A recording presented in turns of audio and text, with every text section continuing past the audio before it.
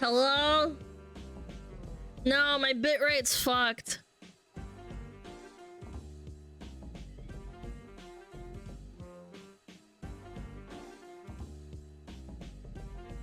Guys, are you there? Hello?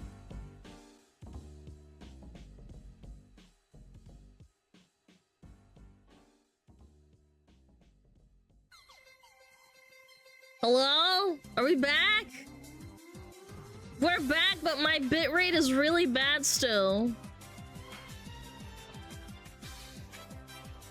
Yeah. It's really bad. Bruh. It's green barring again. Shit. Are we back or not? No, I think we're back. Chat, we're back. Okay. Man, what the fuck, man? Yeah, that was fucked up. How bad's the delay, chat? Grayson will pay for this. Yeah, fuck Grayson. Not bad, okay. 12 seconds? Wait, that's terrible. Thought the juicers got you. Yeah, the juicers fucking beat my ass.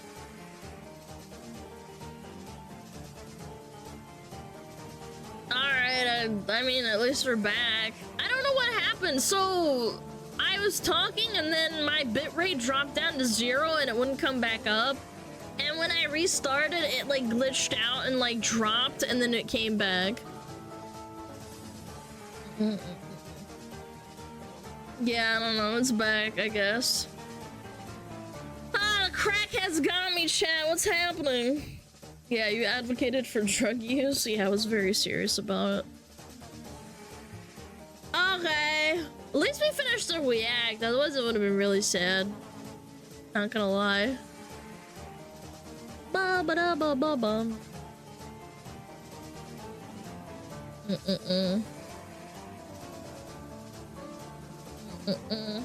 Alright, we're stable. On to the next react!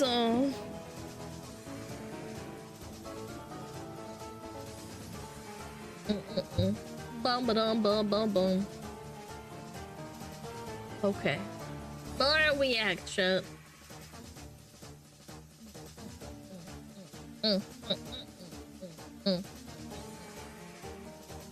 Okay. What the hell? Bum bum bum bum bum bum bum. Oh, this is cute. All right. Are you fucking kidding me? After Tomix told them not to? That's crazy. I love that. I love that people just don't care about mods and what they say. They're like, okay, I got my message deleted. I'm gonna keep doing it. Can you react to this, please? You dumb bitch, shut up. Yeah, frick the mods, that's right. Dab on him. Alright. Let's do it. Let's do it.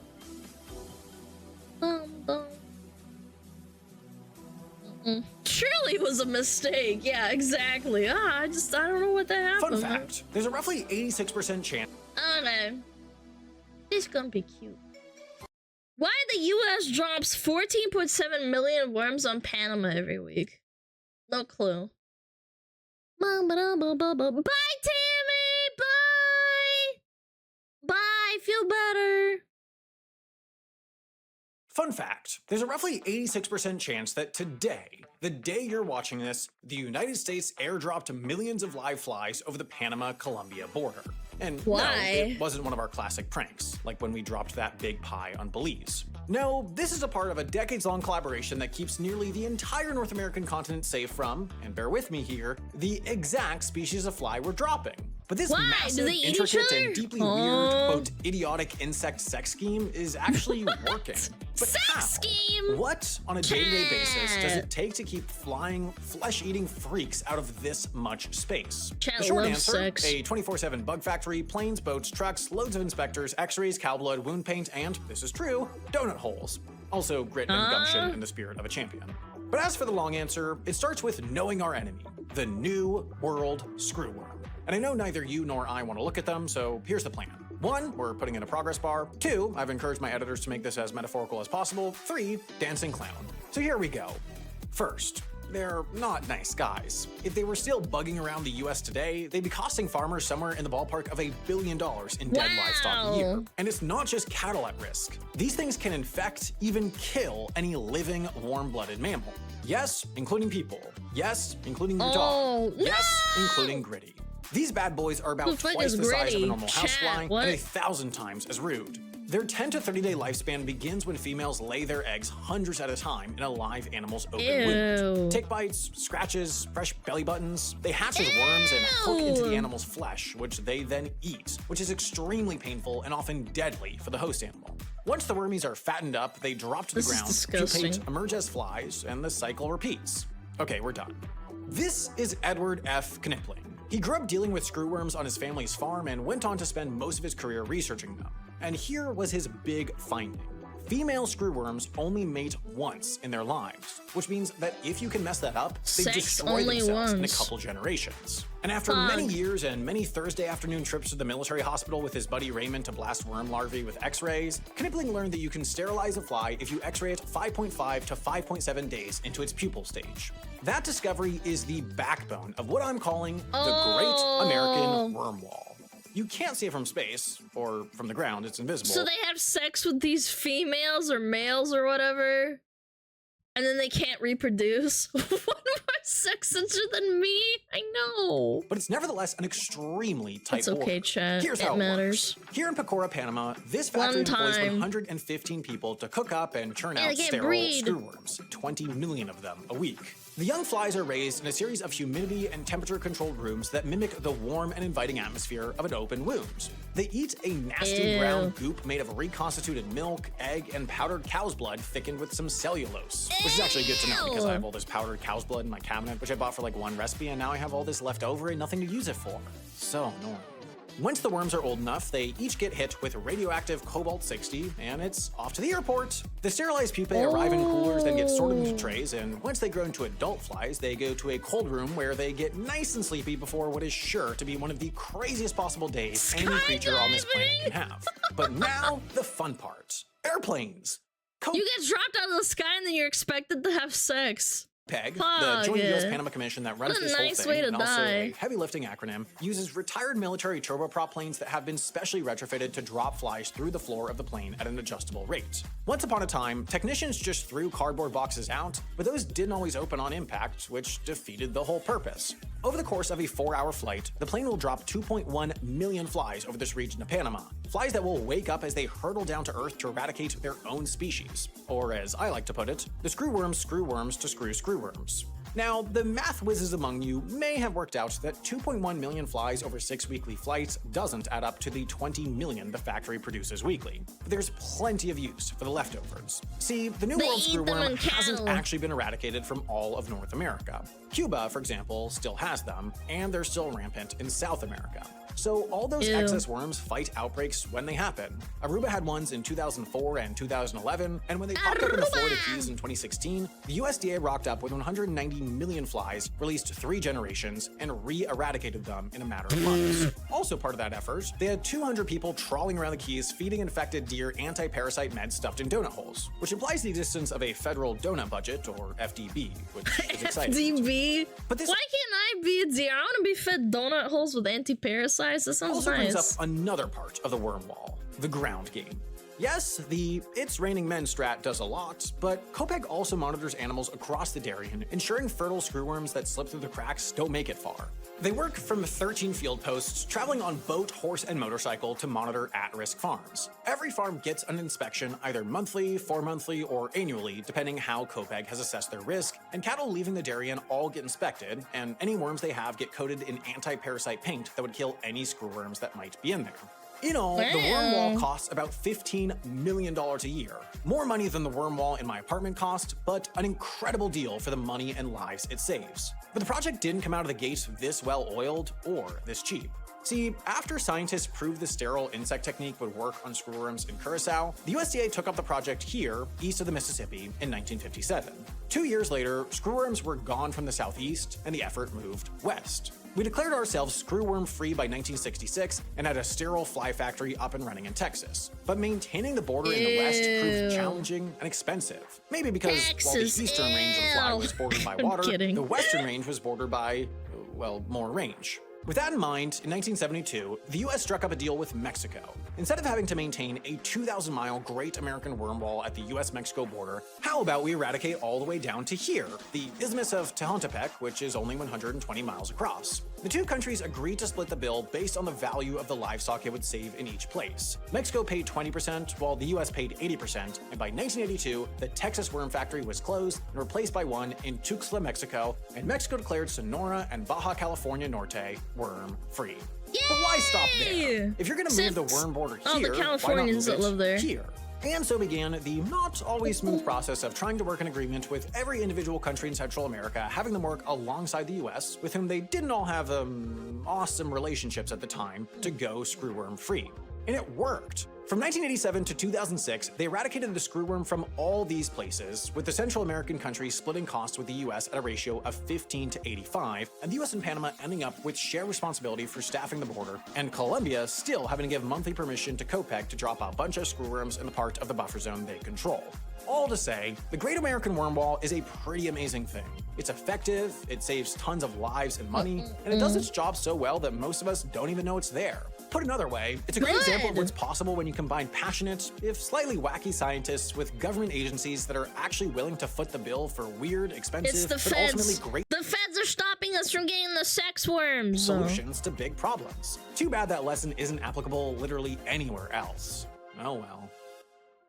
Okay, so remember earlier when I said I had a bunch of powdered blood in my kitchen? That was a lie. What I actually have in my kitchen is delicious pre-made meals from this video's sponsor, Factor. Factor is a service that delivers anywhere from 4 to 18 meals per week right to your doorstep. They're each ready to eat in just minutes and really have my back in weeks that are just too busy for cooking. But with Factor, no matter what type of week I'm having, I know I'll be eating well and not blowing all my money on takeout or settling for powdered blood sludge again. But I love pizza. And you know you can trust Factor because they're owned by HelloFresh, another sponsor of mine whose service I genuinely use and love. So if you want to eat well at home while putting in functionally zero effort, have I got a deal for you. Head to Factor75.com or click the link below and use code HAI50 to get 50% off your first Factor box and 20% off your next Factor's owned by HelloFresh. It's funny because it's like they probably had a lot of leftover food that they just decided to like upcycle into a new company. I think that's probably the reason. I'm not sure, but maybe. Well, that was a fun video. That was a react suggestion. I like that. Remember, chat, if you want to exterminate humanity, stop having sex. Stop having babies. Boom, boom, boom. Good react? Yeah. That was funny. Do, do, do, do. Ooh. Mudahar having a schizo meltdown again. Way ahead of you, Pog.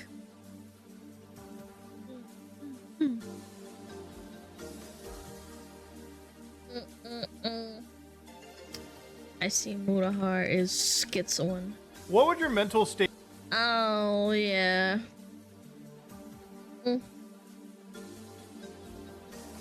Irradiated before having sex? Yeah, it's Fallout, but real life. Sometimes you just want to rub your face. I don't know.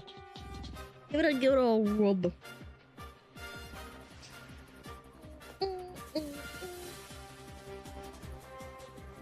I need to put eye wash on my eyes. Big piss. Wah! Massive piss. Are ooh a cat. Are ooh a cat. Are ooh a cat. Thank you, people. Give it to your tongue. Thank you. Are ooh a cat. I cry when I lose $2. I get really irrationally upset when I lose $40. Yeah. It makes me angry.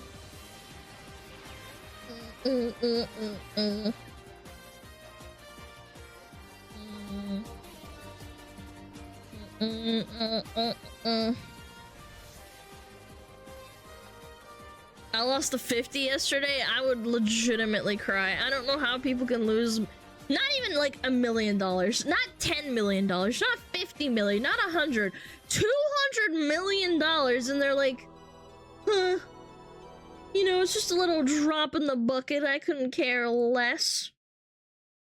I don't know how people like live like this. You have no concept of like value at that point anymore. It's just like monopoly money to you. What would your mental state be if you lost $200 million in one day? In one day, ladies and gentlemen. Great. That's a question I want to start off this video by, and I wish you guys could answer the actual question in the comment section below. Because let me tell you something right now. I would cry, I would go insane, and I would probably start hucking my feces across the walls. I was about to say I would shit my pants. Okay, I go full crazy. So, ladies and gentlemen, that's exactly what happened yesterday. Something that I love about the internet is coming across the wildest, goofiest nonsense every day. Now, ladies and gentlemen, this is one of the most unhinged live stream viewed by 600,000 plus yours truly yesterday, June the 7th. Okay, so I was kind of watching this, you know, early throughout my day. Who is this guy? This is Roaring Kitty, not to be confused with Flying Kitty. Now, Roaring Kitty is an individual that places some bets, a real prop. I saw this guy's live stream pop up on my right-hand side recommendation. And I had no idea. I don't watch crypto videos. I don't watch, like, stonk videos. And the guy had, like, what? 500,000 people watching him? Which is freaking insane. Like, that's unreal to me. Proper degen.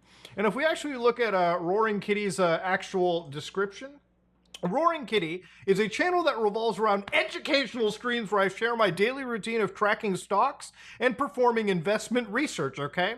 Now, he doesn't provide investment advice or stock recommendations. This is an extremely aggressive style of investing. And to show you how extremely aggressive this is, ladies and gentlemen, dump all your stocks at the Niji Sanji. That's aggressive. this is him sitting on a Secret Labs kind of chewed up chair, I want to say, or actually, no, that might just be the design. He's sitting there just vibing, drinking a beer, having a good time, talking about, you know, hey guys, this isn't for everybody, okay? You got to be a real diamond hands, Tom Brady motherfucker to be doing this. Now, of course, you might be pausing the video right here, and let me just pause this for you. Look real closely at this person's E-Trade account, okay? Now, if you 235 million down. You know, chat, I'm pretty sure if we combined everyone's, like, money in the chat, this wouldn't even reach close to this. Isn't that obscene to you guys? Like, if we take everyone in the community and we add up everyone's, like, net worth in the last, like, you know, since they were born, that wouldn't even come close. He started at 50K, still not massively, but that's not the point. That's like, it is, you should be throwing up and shitting your pants losing $200 million, but this guy's like, nah, I don't care. If you look at the positions our buddy Roaring Kitty is sitting at, you're looking at a daily gain unrealized of negative 42%. Now, it might be hard to read, but that is 237,300,000 US dollars, okay? Now, even losing all of that money, he still actually is sitting with a value of, again, $160 million on this position, $160 million on this one position, $350 million, $609,005 in value. So you're still looking at a total gain of 84%. This man has $146 million, $663,000. This guy loves money.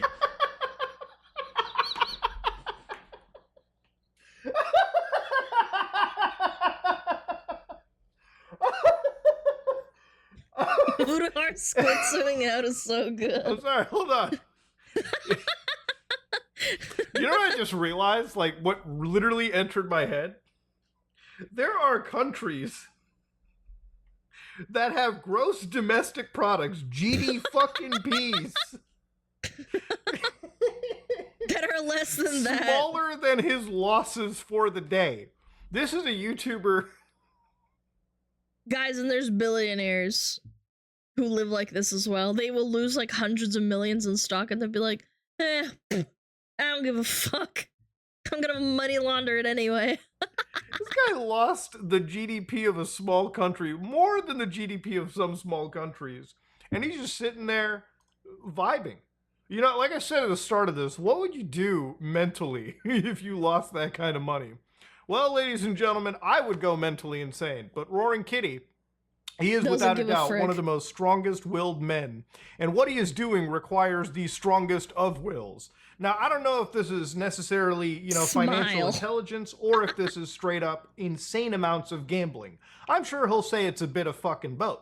But again, to give you an idea, Roaring Kitty was one of the initial minds 3 years ago, back in 2021, in regards to What money does to a man. He looks relatively normal here, and then he started going a fucking crazy. GameStop, which is exactly where his position was put into. See, I don't want to say GameStop right off the bat because I believe that your mind should bring this stuff together. Now, GameStop, if you don't remember, in 2021, it was a meme stock, a part of many meme stocks, AMC, AMC as well, where basically a whole bunch of internet individuals, retail traders is what people would consider them as, got into the markets through third-party applications on their phones like Robinhood and started purchasing stocks. And this is what caused many short squeezes to occur, causing massive amounts of money to be made and a serious threat to institutional traders at large, okay? I had a friend during COVID when this happened said that they made 80 grand and they paid off their house. Like, yeah, it wasn't like, you know, $100 million, but they made 80 grand off of it, as in they had a little bit of money in the stock and they made 80 grand and just paid off their house. Yeah, like, sometimes you can get really lucky.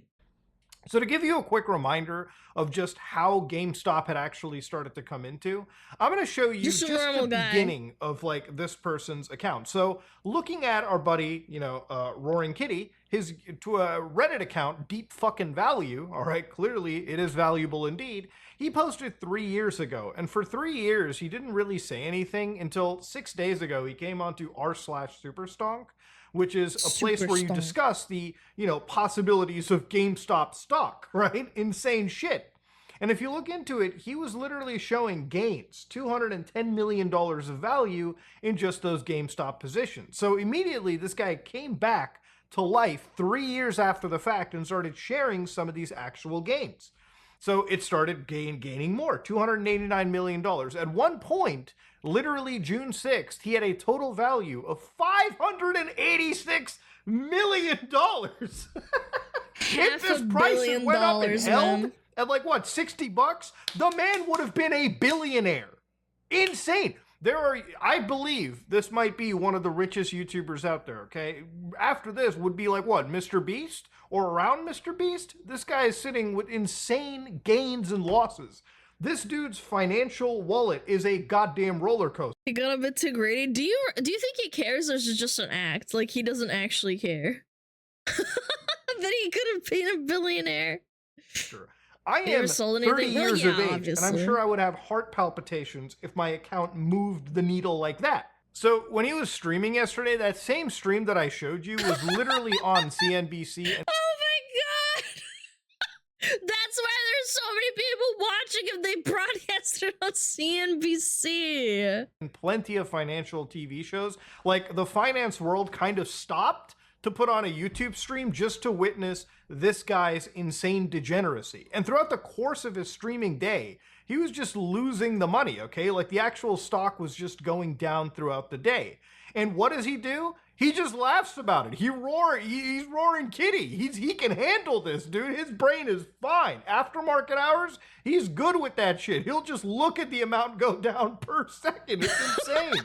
Now, roaring kitty, also known as Keith Gill, actually did testify in a People looking at any color stock dipping by a couple hundred yen a day. This guy's like, I am him. amongst back in 2021, I believe, in front of the SEC and Congress about this whole situation. To give you an idea of what GameStop stock was and what this mania had occurred, we have to understand what a short is. Now, I'm not a financial expert or a financial planner, so I'm going to explain this in the best way possible.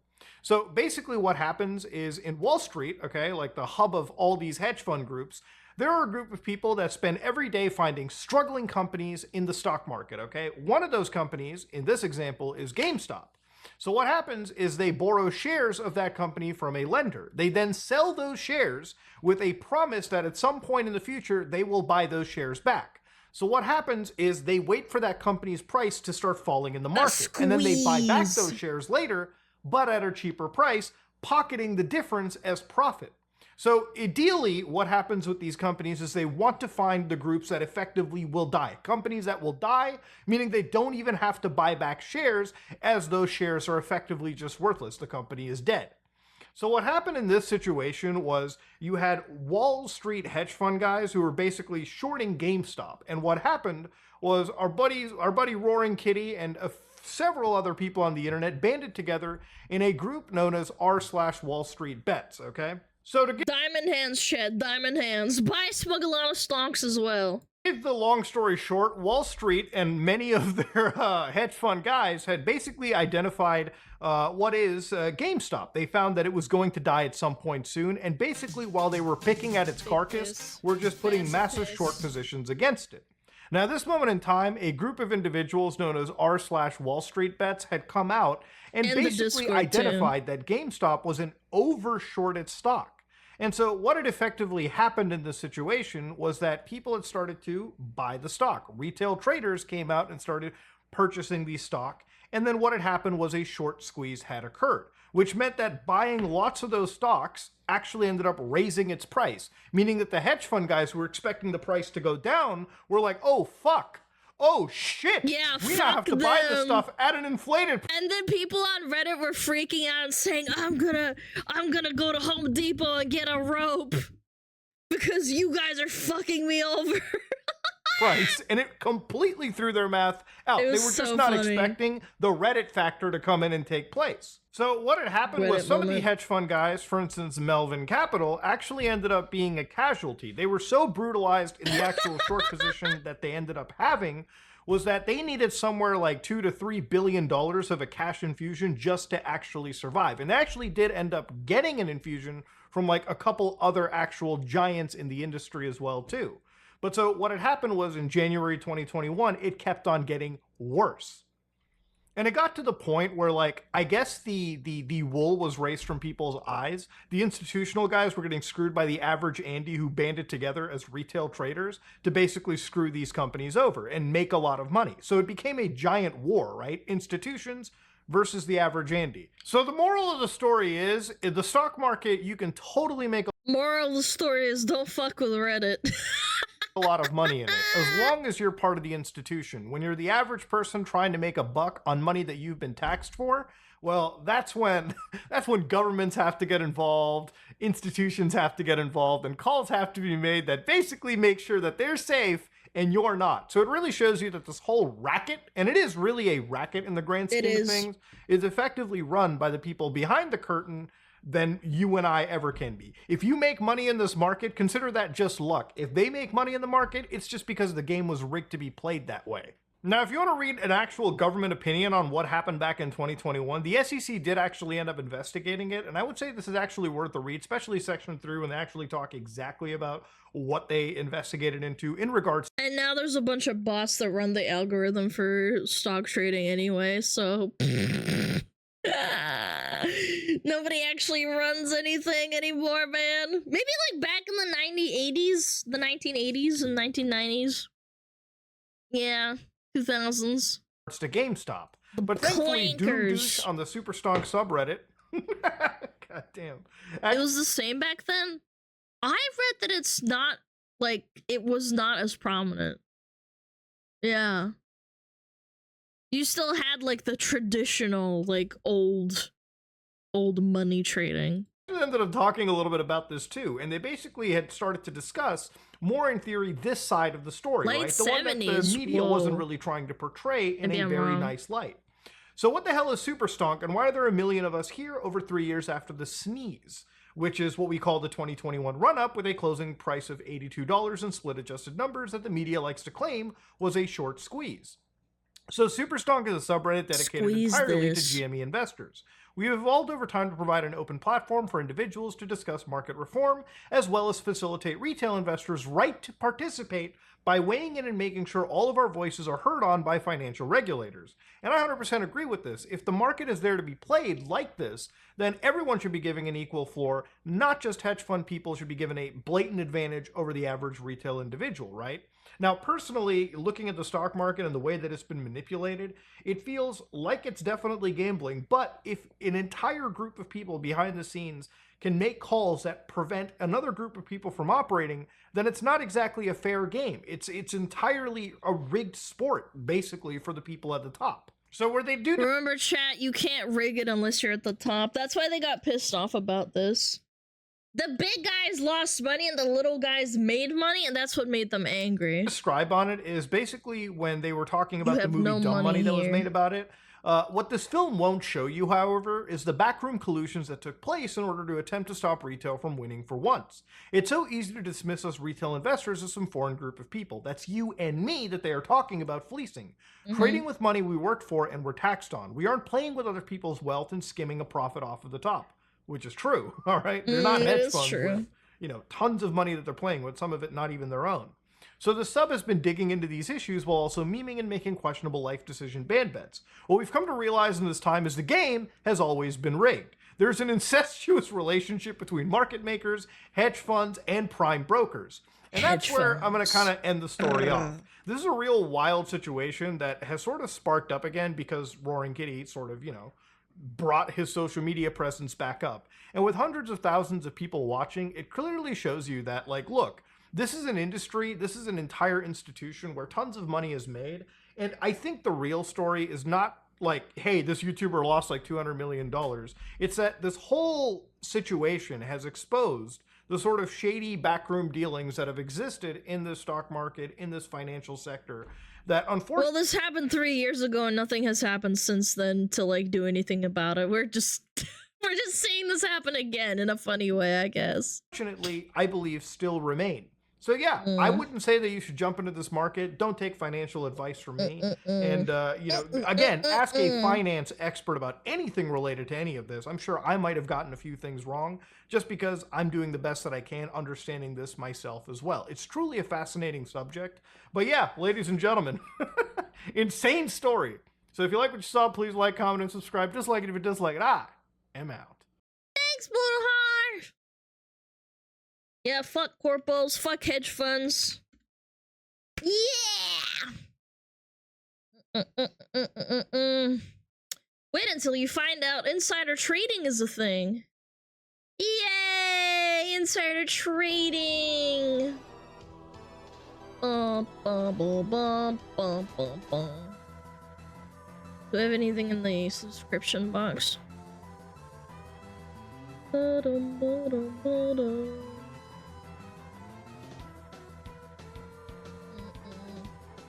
Oh, yo. Yo,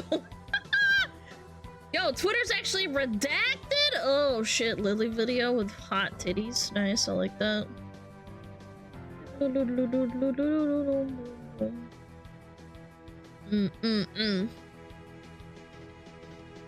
insider trading. Politicians would never. Remember, guys, the president's wife, right before Vietnam, the war, she bought a bunch of helicopter stocks that were sent out to Vietnam. Totally not correlated. Remember that happened? Yeah, I remember. I'm sure there's no other instances of that happening ever again.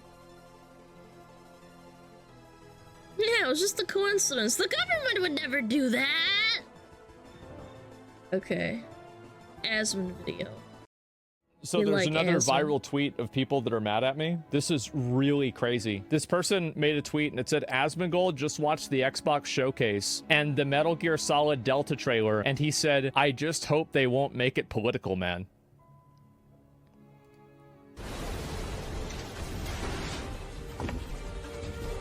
I just hope this game, I just hope they don't remake it and make it political, you know?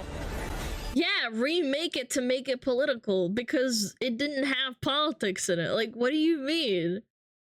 You have to be actually mentally ill to think that. Same shirt. Yep. 3 million views. That is crazy. People on Twitter, by their very nature, have no friends. So let me love help his their editor troubled so neurodivergent brains understand how this was a funny. As this bald ass is making the same jokes over and over and over. Man, I really hope they don't make, the only thing I'm worried about is, you know, like if they make... But MGS is political, but in a like parody way. Do you know what I'm saying? Like, it is not like one-to-one. It's a funny, like, silly kind of way. Yeah. Make Metal Gear Solid political, you know? Like, that would just fucking ruin it. You know how things are nowadays, right? Jeez. Oh my god. And I went through and I was like, who are these people? The joke is that Metal Gear Solid is one of the most political franchises in the history of video games. It is. And things that Metal Gear Solid 2 predicted, like, these are things that are happening. It's tactical. Like, it's tactful. Using political themes to tell a story is not the same fucking thing as inserting modern identity politics into a fantasy story to lecture players. Exactly. Exactly. Yeah, it is a political franchise. I totally agree. But it's like organic, it's almost satirical, and it's a parody almost. It's not really a parody, but like it's a little bit too on the nose, but like you think like, oh, you know, this is funny. Happening now with AI. Like, Kojima was so far ahead of his time, and you know what happened, right? Kojima watched Serial Experiments Lane, fucking Escape from New York, and he watched Ghost in the Shell, and he said, holy shit, I've got an idea. And it's so good. It's so fucking good. 57,000 people. Oh my god. And like, I looked and I was thinking to myself, why is it that all of these people have this opinion and are thinking Because this? they're stupid, and I they don't realized that understand. every single person are cartoons. They're all mentally ill furries with anime profile pictures. It's scary, man. Well, you see, because there wasn't a laugh track with your joke, it's hard to know that it was a joke.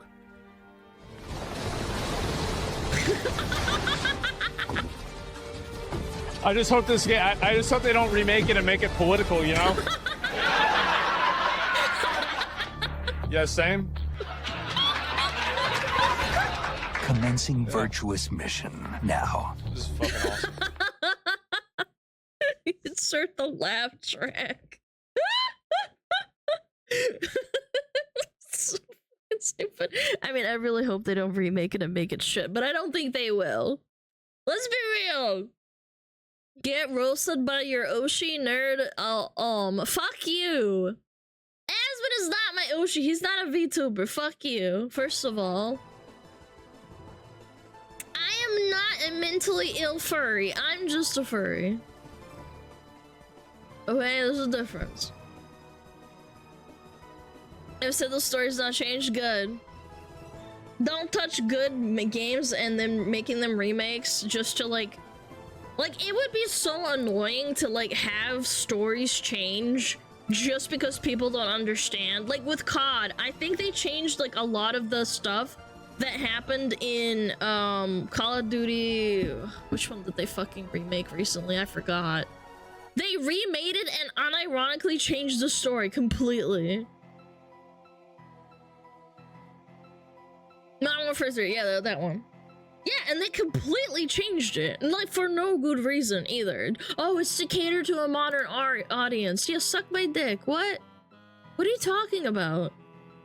Nobody's gonna play the old game being remade.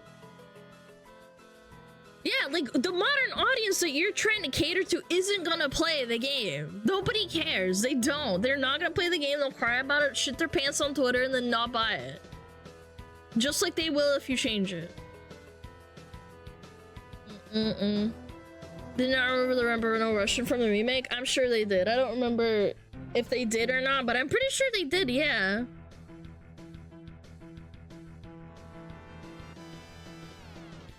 There's that comic where that...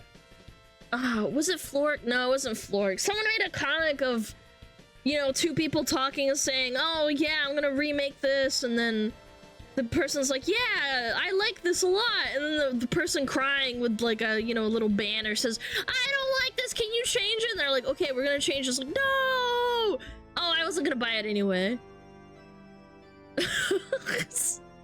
Twitter audience, exactly.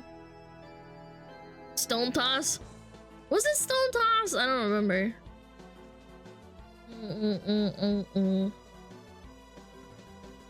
They remade Modern Warfare 1 and 3, and only Modern Warfare 1 was liked. Everyone disliked the others. Well, it was the one that I watched the video with Actman.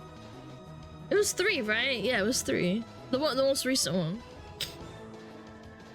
I hate Twitter sometimes, like, actually. Amazon is fucked. Aww, Shibu! Chat, Shibu. Shibu. Yes. The trotting away is just so cute, man. Chat, fuck Twitter. Look at Shibas.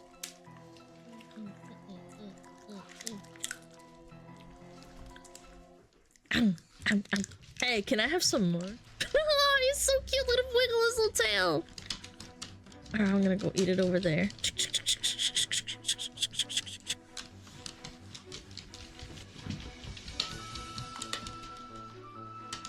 If only people appeal to their audience instead of loud randoms, am I right? Who is that lady that said, scare your audience into... scare your developers into thinking they have to scare, to cater to your audience? Oh my god, they just keep coming. Yeah, Kim Belair. Kim Belair, scare your audience. Or something.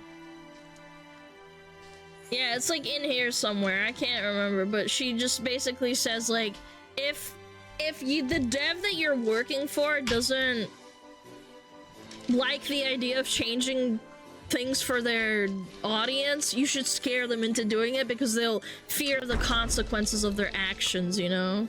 Yeah, scare your higher-ups. Give him another one! Oh, look at him. Oh, give me that! Oh, look at him pawing. It's so cute. Oh my god! Oh. Oh, give me that, please. Oh. Oh.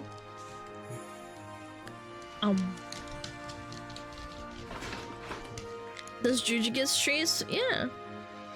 I give him, the wilderness snacks, whatever they're called. It's a good brand. Blue Wilderness or something? So freaking cheaps. Boom, boom, boom, boom, boom, boom, boom. Give him one now? No, man. He's sleeping in the sun. He's chilling. Besides, too many treats will make him chunky. Chunky boy. Have a coffee with the marketing team? Oh yeah, that was another quote. Yeah, have a coffee. Scare them into doing what you want. Yeah. Alright, another recommended out of the suggestion box, chat. Oh, so cute. Okay, so Biscuit's arrived and she's taken a wide berth because the cat's out there eating the food I've put outside. Hello, my babes. How are you? Hey? How's your day been, alright? Here we go then. Good girl. Nom nom nom nom nom nom. Yeah, give me that. Yeah, give me I that. don't see your colour so well in the artificial light, do we? Yeah, British fox. You're just as beautiful as... Oh, there's 2 bits there, sorry. You're just as beautiful as Cookie, aren't you? Yes. How are you? You're a beautiful girl. You are. There we go then. Good girl. And you're so gentle as well. Hold on. I'll just... That's a nice fox right there. Okay? My fingers. Hold on a minute. Thought you were going to help yourself then. You can if you want to. It's not a problem. Biscuit the neighbor's cat. They have 150,000 subs. That's awesome. She was.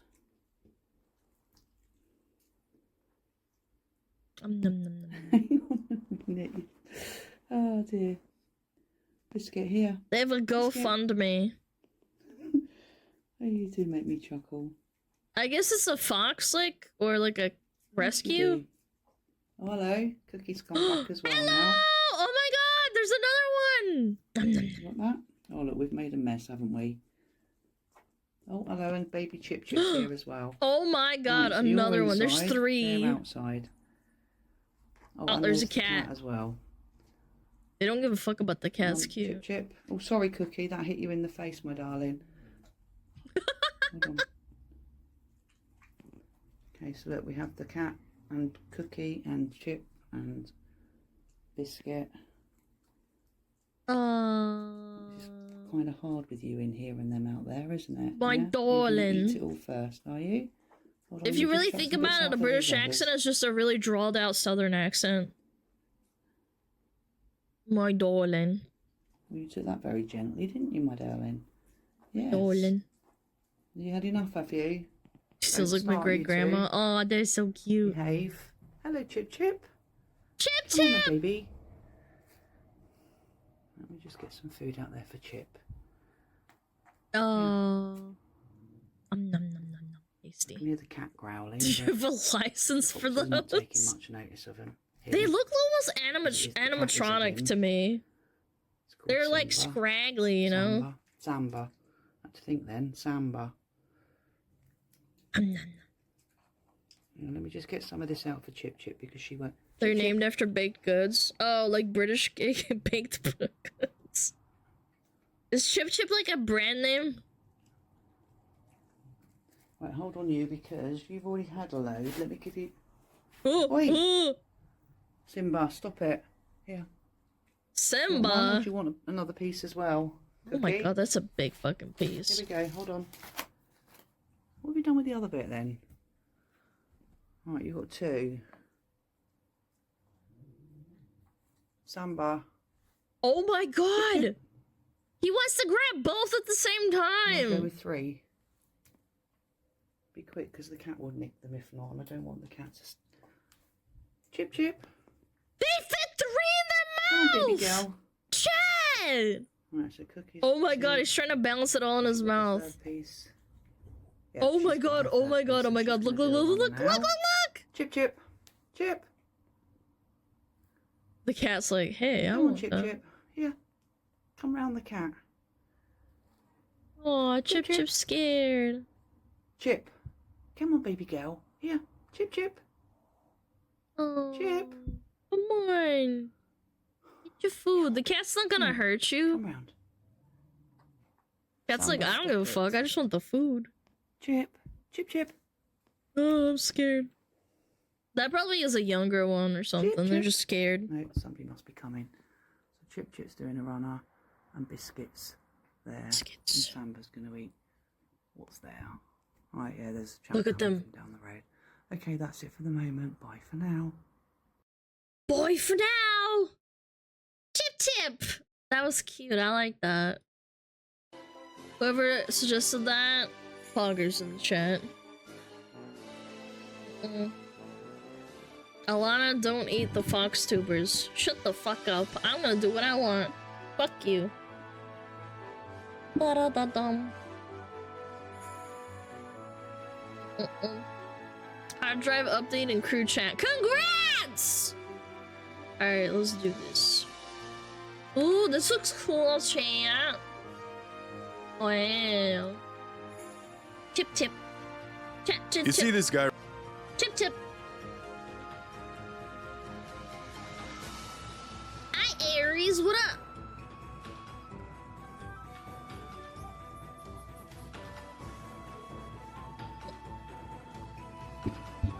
I need to sit up straight.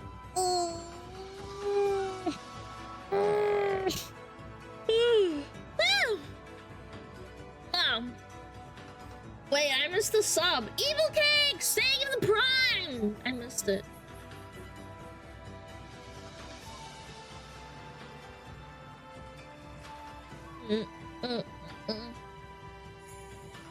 Cringe exam session. Well, I hope that you beat that exam's ass.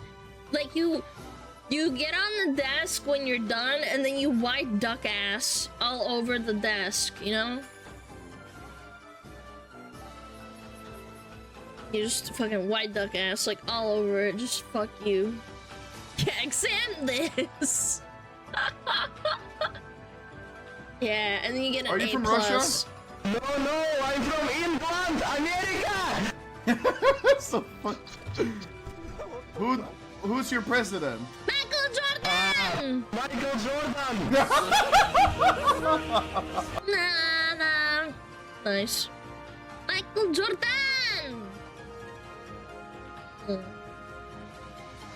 Oh, 07.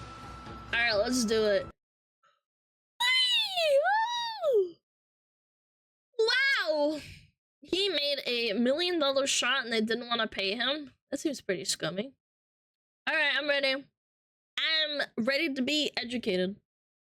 3, 2, 1, boom! Right here. This is Don Calhoun. He's a big Bulls fan, and he's about to do something that will change his entire life. Ooh.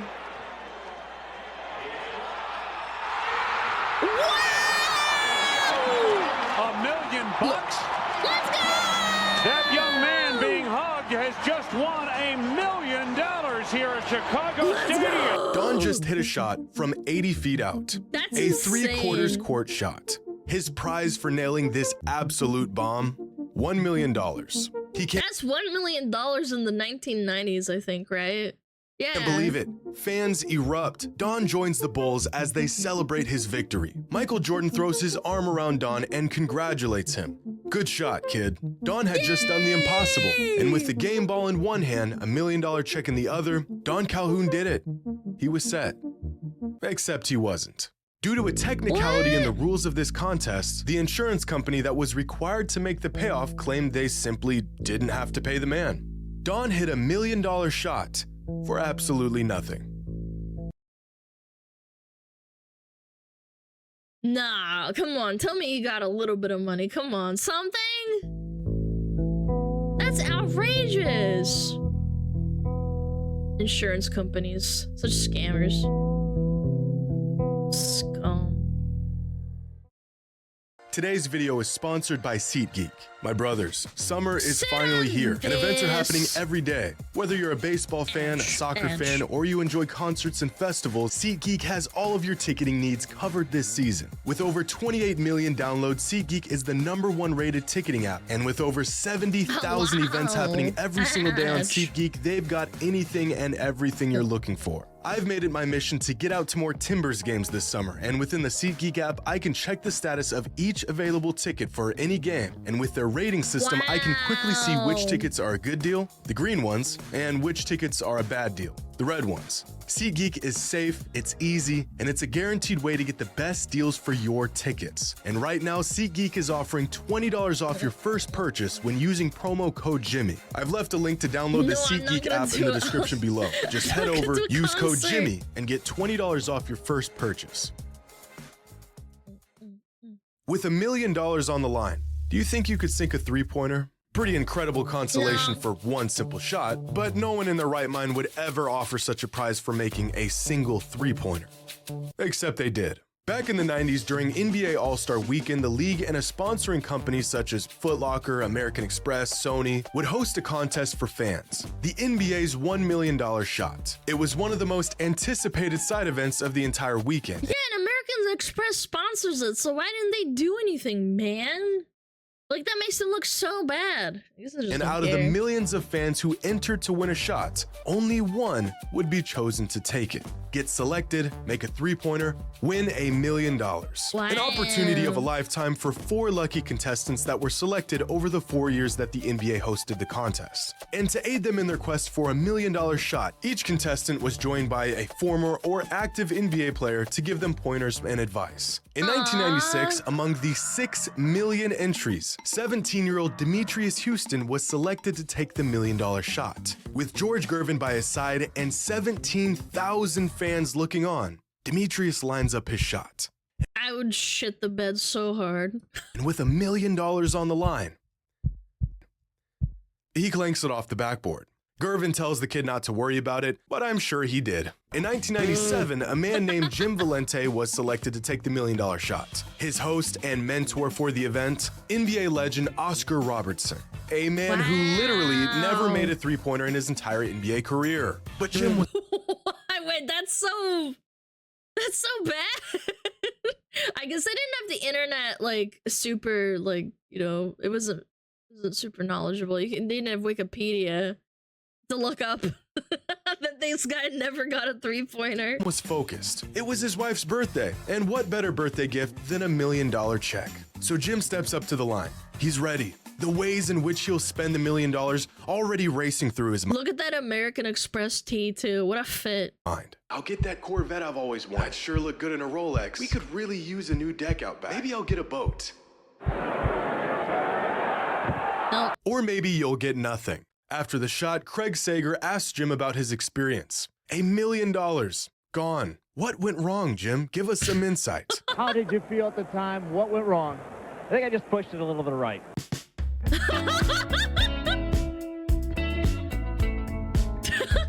Same, man, same.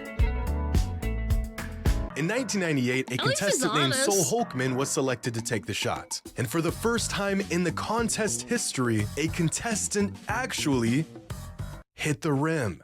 Another year, another $1 million miss. But of all these $1 million shot events, none managed to top the one that started it all in 1995. The contestant that was chosen, 16-year-old Mike Hoban. For weeks leading up to the contest, Mike spent 2 hours a day, every day, shooting three-pointers. Accompanied by All-Star Dan Marley, Mike was locked in. Going through the most meticulous shooting routine you'll ever see in your life, Mike prepares his shot by, quote, becoming one with the basket. At this point, I wouldn't be surprised if he pulled a microscope out and studied the hoop to better his odds. Now he's taking phantom shots. His routine is becoming more unhinged by the second, but it works for him. Friends and family look on, watching him live on TV, ready to witness history unfold. Mike is ready. He lines up the shot. He shoots. He scores! And misses the rim by 2 feet. An air ball. The poor kid is devastated. Friends and family are stunned. All the while, the commentator of the event doing his best to help, but instead just pours on a slew of more disappointment in the process. So young Mike Hoban has missed his shot at $1 million. The good news is, though, he doesn't win money, doesn't become a pro, and his college scholarship hopes. Why are you saying this? Dude, he's so mean. Yeah, he just pissed away $1 million. He's not gonna get a girlfriend. He's not gonna get laid, and he's not going to college. Like, holy man, the guy's just dead on the ground. The guy's just fucking curb stomping. Like, tush, tush, tush. How did you like that? Tush, tush, tush. He sounds like Twitch. Yeah. Stay alive. He'll go back to be the post-up player for his junior varsity team. After the shot, Sager interviews the kid, where he has the bright idea of just asking for one more shot. I wasn't really in that zone I wanted to be in, but, you know, one more shot. Oh, look me You would that like smile. one more shot, wouldn't you? Man, I would love another shot. One more shot. You'd like one more shot, wouldn't you? Mike never got another shot. 4 contestants, $1 million on the line for 1 3-pointer and 0 winners. And looking back on these contests, it's pretty remarkable that no one hit their $1 million shot, because countless fans and contestants have hit much more difficult shots for far less money. We've all seen these contests unfold in person. A fan gets randomly chosen out of the stands to come down and try to hit a half-court shot. The prize money nowhere near $1 million.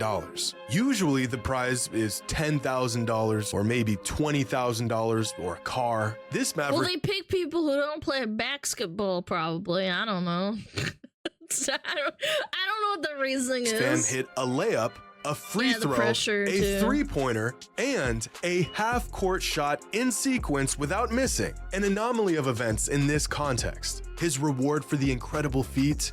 $3,000 worth of gift cards to a local furniture store. But it gets worse, because at a Mavs game a few years later, this woman was put to the task of sinking a half-court shot. She's rocking the dirt gear, she's feeling good, beautiful form, and drills the shot. Nothing but net. What was her prize for pulling this off, you ask? A 65-inch flat screen TV.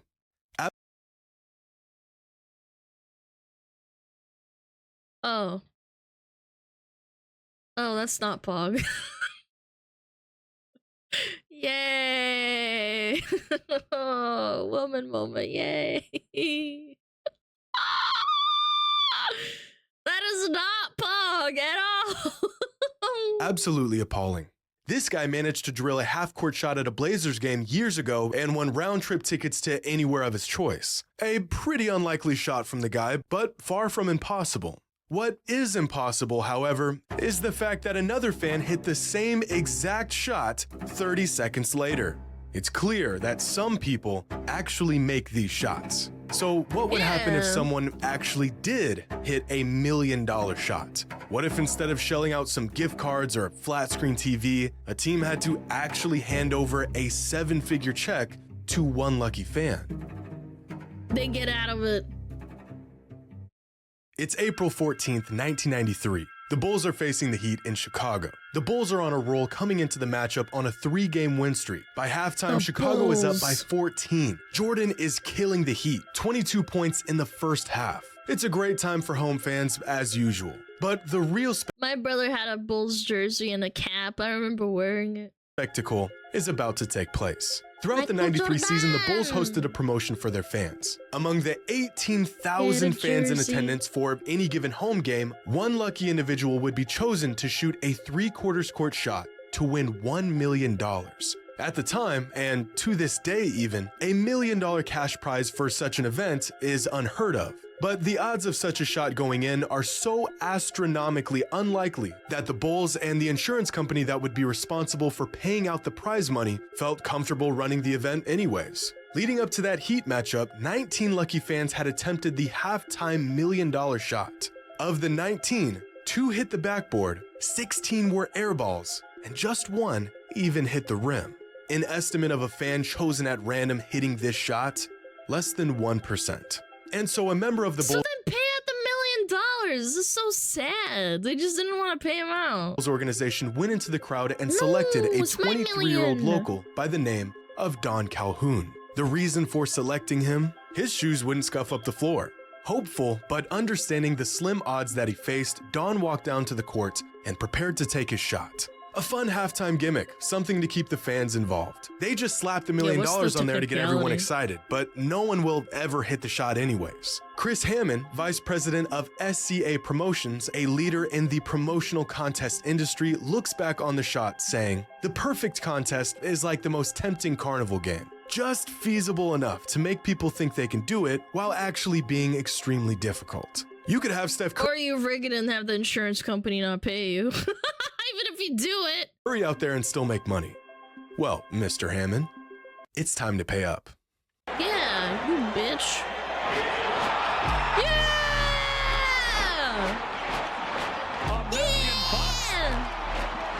That young man being hugged has just won $1 million. Is this guy still alive? Stadium. And for Don Calhoun, a In what is possibly the most inconceivable occurrence to ever happen on an NBA court, Don Calhoun drilled an 80-foot shot for $1 million. The whole place goes nuts. For a moment... Well, imagine you go to a carnival and even though it's rigged to not be in your favor, like why is it even allowed? That's so scummy. At least the carnival pays you out. It's like Don is part of this Bulls team and they just won another championship. Even the ref of the game comes over to congratulate him. The man just did the impossible. $1 million. That's more than half the guys on this roster made that year. And with the job complete, Don heads over to snap a photo with the check in one hand and the game ball in the other. He did it. At least that's what he thought. See, these promotions are combed through meticulously by some of the best lawyers money can buy. The rules and restrictions are tight. Break one of them and you can kiss those winnings goodbye. No! Don Calhoun broke one of the rules. Not intentionally or anything, but among the stipulations of this promotion, one of them states that the contestant could not have played organized basketball within 5 years of the contest. Oh, that's why. Course. Yeah, you can't be good at the game. Yeah, you can't be good at the game. They want to pick people that don't know how to play basketball.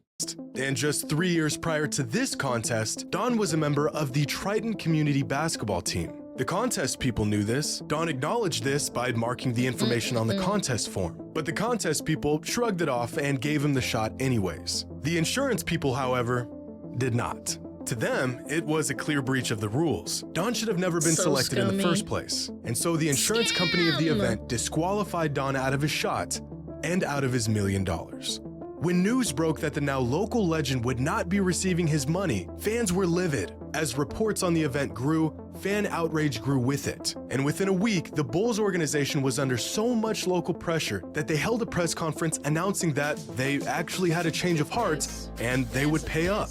A very strange and inexplicable decision considering their stance just a few days prior. Don's $1 million split into 20 payments over the next 20 years. His first check for $50,000. That's still not bad. That's not bad. Was sent out that week. Technically, rules were broken, but Don was getting paid, and he had no idea how or why. No, he still got scammed, but still. A year after his miraculous shot, Don heard that Michael Jordan would be in the area for one of his son's basketball games. A perfect opportunity for Don to get his $1 million game ball signed. So Don pulled up to the game in search of Michael, but with security flocking the NBA star, no fans were getting anywhere near him. But Don wasn't just an ordinary fan. He's the guy who hit the $1 million shot. Jordan recognized him in the stands and had security bring him over after the game. And with his ball in hand, hoping to get an autograph, Don approached Michael. But MJ didn't call him over to give him an autograph. Instead, he had to ask Don a question. Did you get your money? A year after the Bulls had their change of heart and decided to pay him his money, Don finally got an answer why. Turns out the insurance company wasn't the one who paid Don. They never intended to. After hearing about what the insurance company was trying to pull, Michael Jordan, along with other players on the Bulls, told ownership they needed to pay up. And so the organization did, out of their own pockets. Legally, the parties involved were within their rights to void the payments altogether. But Michael felt like what they were doing wasn't right. And so he made it right. If it wasn't for Michael approaching ownership and demanding they pay Don his money, he would have never seen a cent of that $1 million. So it turns out that even if it was for a brief moment, Don Calhoun was a part of the Bulls. Seeking nothing in return, Michael and the rest of the players looked out for Don. Oh, and that he didn't have to do that. He could have just blown it off on the insurance. He came over to this guy and made him let him know. Autograph Don wanted. A couple weeks later, he got that too. So what happens if someone actually makes one of those inconceivable $1 million shots? Well, one way or another, they get paid.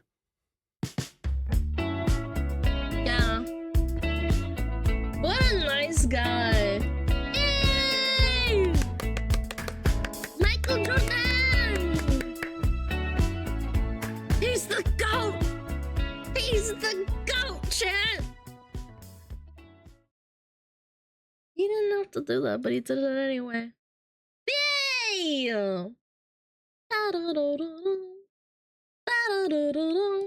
That was a good video. I enjoyed that. Good man. Yeah. That's my president. Who's your president? Michael Jordan.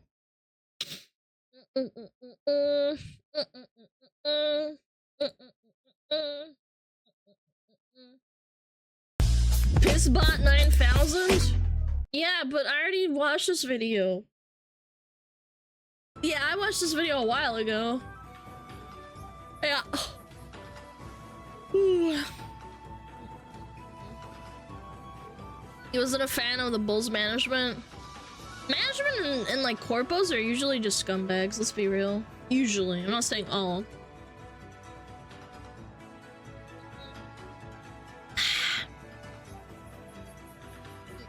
Wow, classic fresh, what the fuck?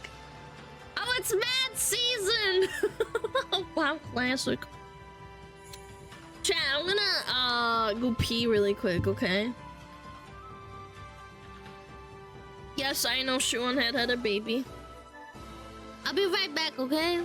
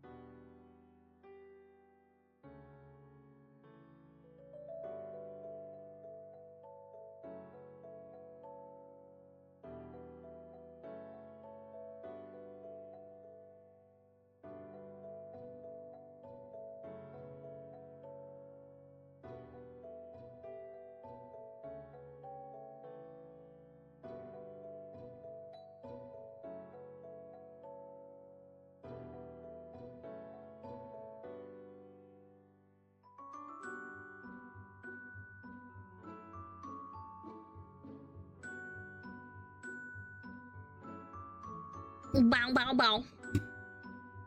Bow, bow, bow. Oh shit, my fucking crank. Ah, my crank. Oh, by the way, Aries asked why I don't skip ads. Cause I skipped ads once a long time ago and I posted the react on YouTube and people got mad at me for it. And Asmongold doesn't skip ads either, so basically you can't skip ads, otherwise you're a scumbag, even if it's for corpos like fucking Factor. Yeah. Why'd you skip the 5-year-old ad job? Why? Why'd you do it, you dumb bitch? They don't even get money from it anymore. Also, 5 aces, they did it 3 months. I really appreciate it. What's the female version of scumbag? Scumbussy? No, that's... Man, you are horrible. I'm not gonna answer that question.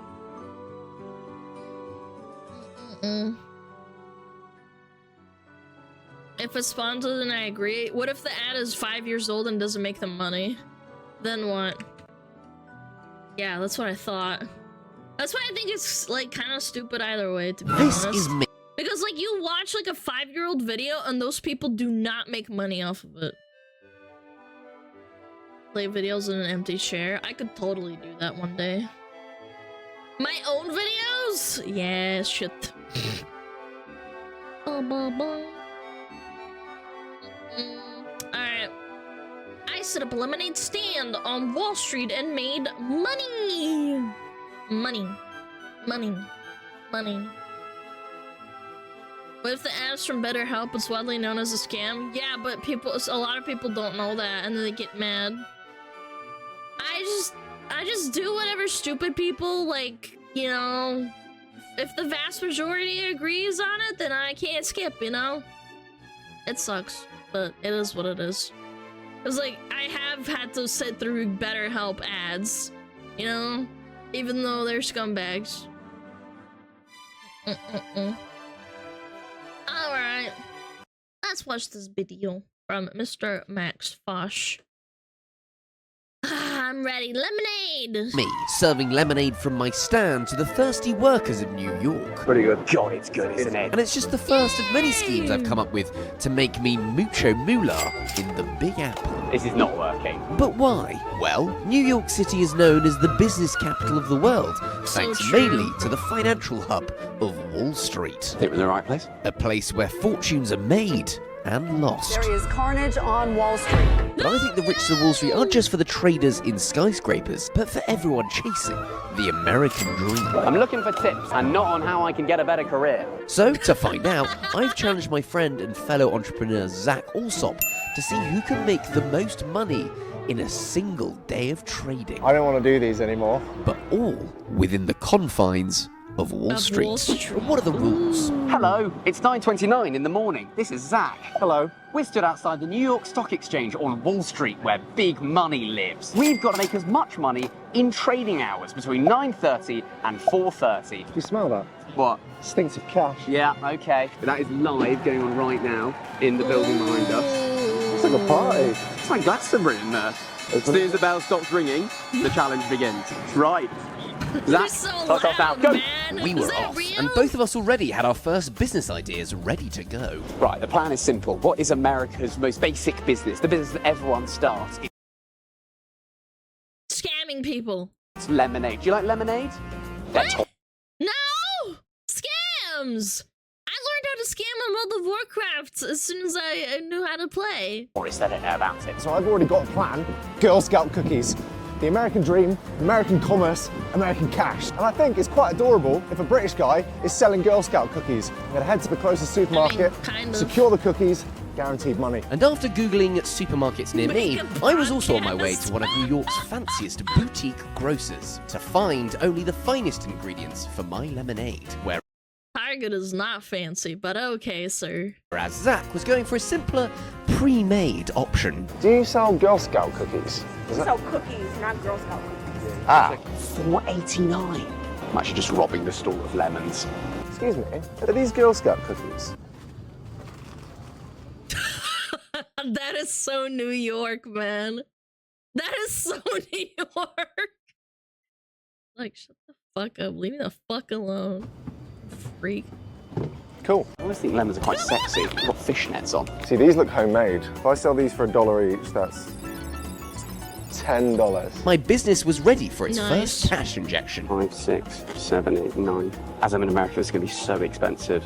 Luckily, though, I've got Revolut. You can get £20 right now if you sign up to the Revolut app using my link in the description and use your card. Revolut is essential for me every time I go abroad. That's really helping me as I'm out here in the US. Wait, But does how? Target You see, have Revolut will lemons? automatically It's a convert the money into the supermarket, currency kind that of. you're using, which is very helpful Lemon today. and fishnets, yeah, Dollars. it's a CBT. And now that I'm a fully fledged businessman, look, I've got a briefcase. I'm all about making my money work for me. And with Revolut's budgeting features, you can earn up to 4% annual interest. That sounds pretty good to me. So I can buy more Yeah, it's a lemons and little more feed the good people fancy of than New York. Walmart. Like, it's clean. Hydrated. And if I lose my physical card, it's But you easy can also peasy buy lemon other stuff squeezy there. for me. So freeze it. Revolut will freeze your old card and give you access to a new one straight away, meaning you can keep Target. spending I whilst call on it your Target, holidays. too. So download Revolut with Yeah, my link. it's not Target, Use your it's card Target. and get £20. If you're thinking about going Walmart abroad is this summer, I Walmart. can't recommend Revolut enough. So thanks to Revolut for helping me spend abroad and for sponsoring this vid. Back on Wall Street, it was business time. I could have got a bigger table. And with Zach still struggling in Target, What the f is wrong with this? I had a head start, but also a problem. As I didn't have a permit to sell anything on the streets of New York, I had to think outside the box. So, my plan was to provide free lemonade with the hope that the citizens of New York would provide me with tips. Let's make the lemonade. Step 1, juice your lemons. Oh yeah, that lemony goodness. Step 2, mix with water. And step 3, add so much sugar that you can taste literally nothing else. Stirry, stirry, stirry. With a knife? That's absolutely delicious. Free lemonade, sir? And before Zach had even arrived, I had my first sale. We do, of course, accept tips if you've got any tips available. Taste test. It's lemonade. It is, of course. Thank you, sir. First dollar. Come on, and Zach's not even here. But a few moments later, my gangly Somerset nemesis had arrived. Oh my god, he's got a lemonade stand. How original. You can't be setting up in this area, boy. Mate, I've already made some money. You easily dollar. What are you selling? You'll find out any moment. Oh my god! What are you meant to be? French? I'm a Girl Scout. With Zach's bake sale only a few meters away from my stand, the competition was on. Right, let's get selling. There's some free lemonade. Freshly squeezed with these pores. Ugly My ass. technique today is going to be lie to people. And on a hot day like this, Oh, New Yorkers couldn't resist classic my American dream. refreshing offerings. Lies. Do you want some free lemonade? Wonderful. Motherfucker, he's getting customers. I'm quenching the thirst of the young of America. Roll up! Is that a towel? No, Max, this is marketing. Oh, it's not the American flag. And before Zach could even set up his stand, the lemonade customers were rolling in. There you go. Tell me how that tastes. Pretty good. God, it's good, isn't it? Zach was having little trouble Wow, getting you took them started. Can I interest you in a cookie, sir? You good? Man, it's definitely New York. Watching the waistline, I respect it. My mom told me never to Never take cookies from strangers. It's wise. Whereas I was off to the races. Business Oh my is God, booming. man. That's how you know it's fresh. He's Free lemonade making so brackets. much Tips money. very much welcome. Do you have Revolut? You do, yeah. Yes.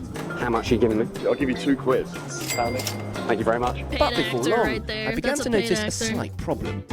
There's no British people in New York. It's free, but we do accept tips. It's completely up to you. You can walk away and have the awkward social shame of not giving a tip. It seemed that people were taking my free lemonade sign a little too literally. Any tips, of course, welcome. They've just fleeced me of free lemonade. Absolutely ridiculous. You know, tips are always accepted. Any tips you got will be more than appreciated, but if not, okay, have a good time. And for a place like the US, the tips were surprisingly few and far between. I did say it was free lemonade. I'd love if you gave me a tip. I thought tipping was your guys' thing. And as I was struggling to get donations, Zach had his first big win. Oh, thank you so But it's not that kind of tipping, but you're trying. Gosh, thank you so much for supporting a small business. How much have you made? That's $20, Max. Maybe that's the move.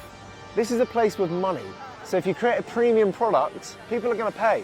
I'm doing the opposite to Fox. True. But despite the apparent stupidity behind Zach's idea, he might have actually been onto something. The most expensive cookies on Wall Street, $20 a piece. And suddenly, all the graphs for cookie demand were pointing upwards. May I interest you in some British Boy Scout cookies? Thank you, I'll take it. His aggressive sales tactics were working. How much cash you got?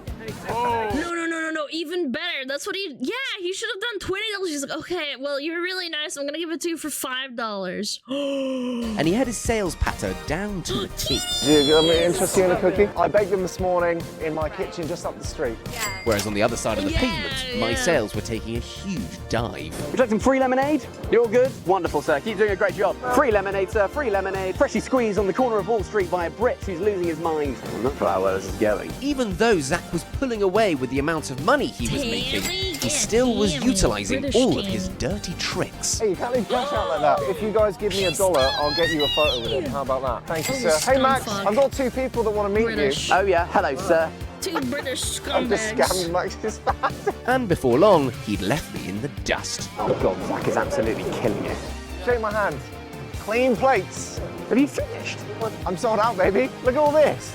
Right, I'm out of here. Look at that. Wow, That get donations. fucked. Zach's stock value was going to the moon, whereas mine was in the dirt. This isn't working. I haven't had a customer in 15 minutes. He's quite a lot ahead of me. It's Joe. And to make matters worse, Zach already had his next business idea in mind. The product business is fine, it's lucrative, but it does rely on big one-off donations. I'm going to offer my services. No stock, low overheads, I just need a sign. So I decided to follow his lead and change things up a bit. The cookie's completely sold out, so for my next plan, free portraits. I'm a French artist. I'll draw you and your family. Sold at Trehan, it works every time. But my plan was a little more outside of the box. He's got compliments. Clements? Offering charming British compliments. I think that works.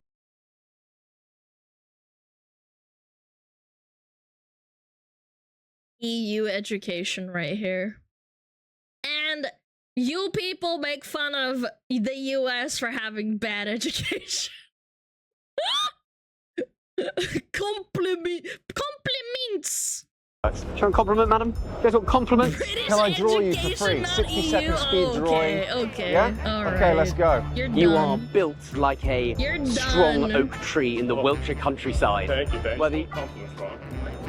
Yeah, thanks. Oh no, the pressure. You're my first client ever. Is it worthy of a tip? Why not? Oh, thank you very much. Ready? Nice 3, 2, 1. There you go, guys.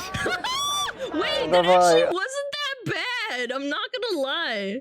That actually wasn't there you go, bad. guys.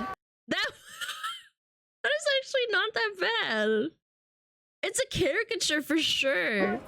Bye-bye. Oh, that wasn't very lucrative. You are the finest opposite tree I've seen all day. Okay, have a wonderful day. Any tip? No? Fine. It seems that two men offering themselves instead of a product. Guys, I'm doing portraits today with a tip if anyone's interested. No? Wasn't going well for us. I shouldn't have given up on the cookies, really. Free compliment for $1, madam. Free compliment for $1. This is the worst one by far. I'm actually going red. Sorry, but you don't need to pay me for this. But I Yo, she's so cute too. at least had one more ace up my sleeve. This is not working. That was I've got an idea. beyond It's a bit ratchet. risky.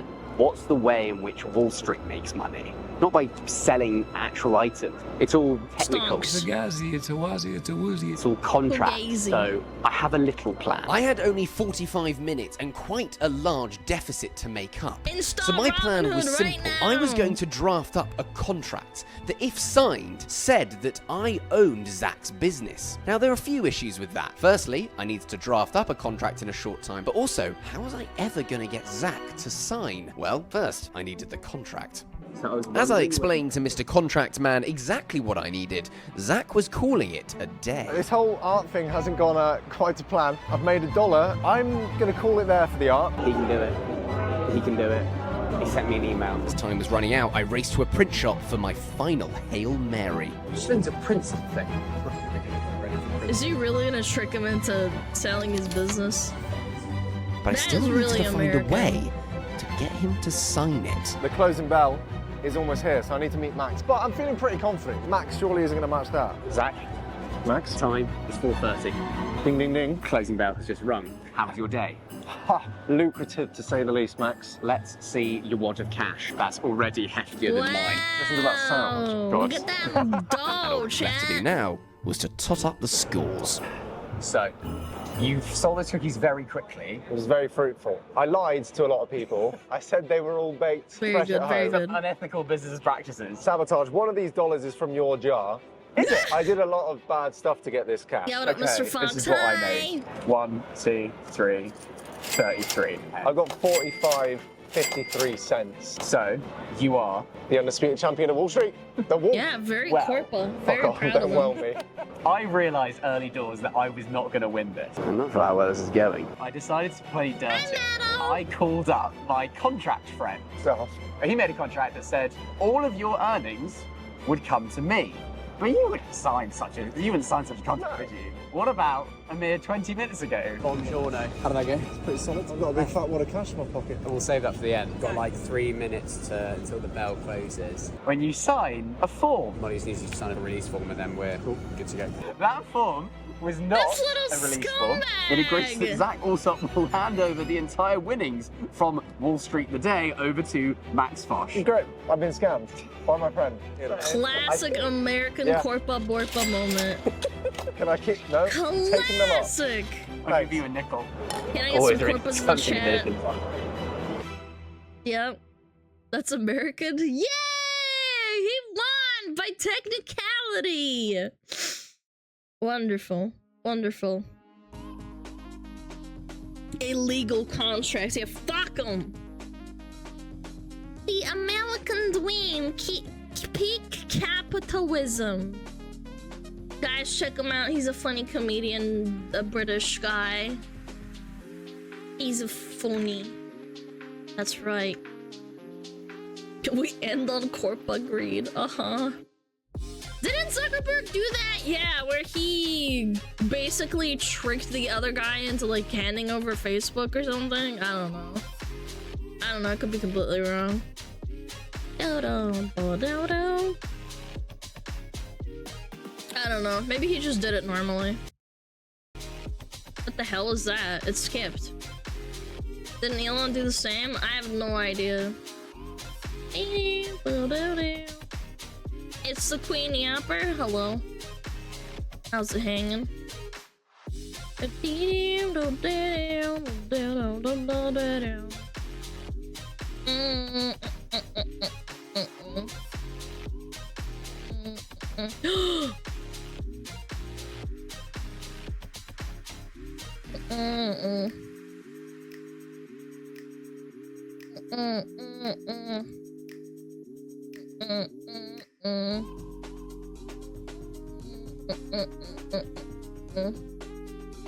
Who should I read?